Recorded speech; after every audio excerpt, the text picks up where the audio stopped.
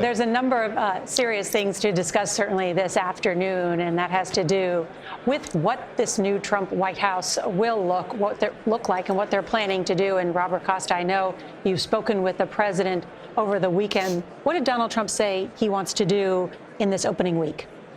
He is going to move quickly to use his executive power, but also start to engage with Congress to get a major package together that will couple his proposal on border policy and immigration with what he wants to do on tax policy. There are a few snags on the horizon. President Trump has said to me and others he wants to get rid of the debt limit, the nation's borrowing limit, or extend it for 2 years or 4 years if possible.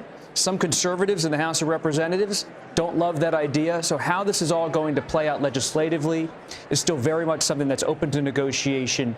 But President Trump is also telling people behind the scenes, Nora, that he's very eager to get working on deals, whether it's addressing TikTok and how U.S. ownership could be part of that company, or when it comes to Russia's war with Ukraine. He wants to be immediately on the phone with world leaders, coming up with diplomatic proposals and legislative proposals, all while the executive branch really kicks into action. We've also learned that President Trump plans to visit California on Friday. He will visit there. That's going to be a very interesting trip, considering how hard that he's hit Gavin Newsom and Los Angeles Mayor Karen Bass. What do you expect of that trip? Gavin Newsom is perhaps arguably one of the biggest stars in the Democratic Party right now, widely considered a possible presidential contender in 2028. And you saw President Trump in his inaugural address take real shots at how California has handled the wildfires. So whether they can come to a bipartisan consensus on the federal support for California, that will be something that we'll be closely watching. And we can see a number of the tech CEOs and tech titans have decided to stick around for lunch. And again, there you have Apple's Tim Cook sitting right next to Donald Trump Jr. and Justice Alito at that prime table. And as Senator Blunt said, this is one of the hottest tickets in town because it's not many people, just about 200 people.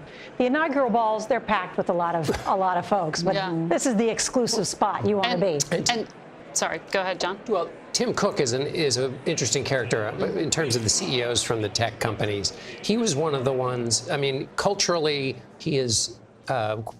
Has quite different views than Donald Trump, but he was one of the first to learn to work with him, particularly on the tariff question. A lot of component parts of Apple products would have been hit by the tariff. He got exemptions for Apple by working with Donald Trump. And according to the Wall Street Journal reporting, part of that work included going to Texas with Trump and saying, we're doing more business in the United States, and creating an event to glorify Donald Trump. I think that might be a good rule book for the rest of the tech CEOs who are there in that same spirit. But Tim Cook was an innovator in that area. One of the first members of the president's cabinet that will likely be confirmed is Secretary of State Marco Rubio, who got a warm reception, I would say, in his Senate confirmation hearings from Democrats who've worked with him, senators who've worked with him and praised him not only for his knowledge, but also his graciousness. And you can see he is seated right next to Jeff Bezos and Lauren Sanchez, as well as his wife and the Senate Majority Leader, John Thune, all at that very important table. And Barron Trump was at that table, That's too. right. Thank you for reminding me. And Melania's father at that as well. And I'd say that's a good seat. No. I would, too. I would, too, Gail. Yeah. I wouldn't turn it down. And Senator Blunt, is it customary that we hear from the new president at the luncheon? I think the president's going to give his third speech of the last few hours here before long. He'll respond to a toast from either the majority leader or Senator Klobuchar, or maybe both.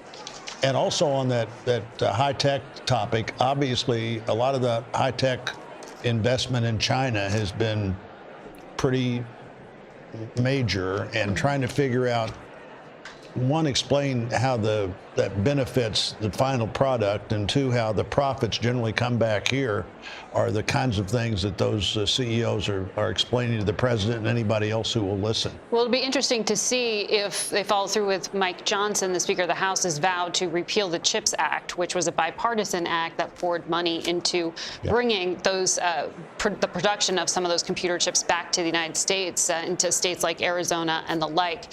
Another thing, and I know Nora, as reporters, we look at this room and say there are a million stories here you could be overhearing at each table. I wonder what that conversation between Alito and the CEO of Apple is about, given the Supreme Court decision on TikTok. Apple, one of those platforms that makes the app available and would have faced stiff financial fines for making it continuously available after the 19th. Senator Tom Cotton reminding them of that quite loudly.